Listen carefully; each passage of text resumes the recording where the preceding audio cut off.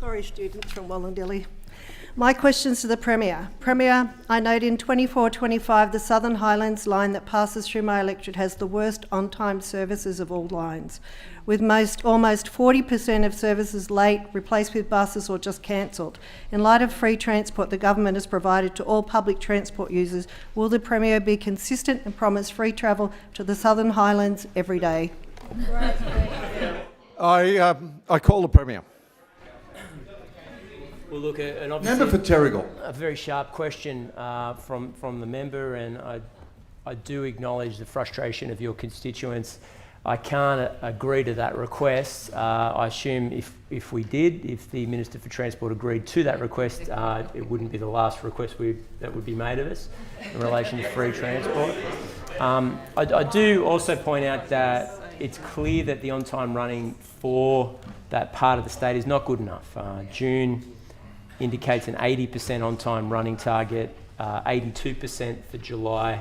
Over the same period of time across the rest of the network, we were hitting nearly 90% for both June and July, and that's significantly behind what commuters would expect from a reliable commuter service from the Southern Highlands.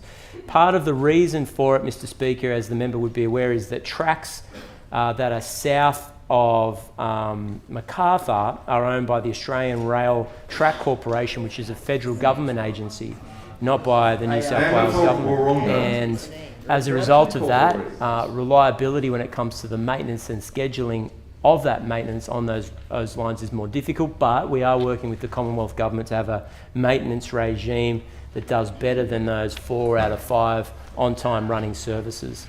The second element of track disruption for the Macarthur line has to do with the Endeavour trains that were built in the 90s and have served that community and other commuter belt cities and communities just outside metropolitan Sydney well, but they're well overdue and they should have been replaced by the new regional rail fleet. But of course the previous government failed to deliver that, and well, that's a sad fact, but it's absolutely the truth.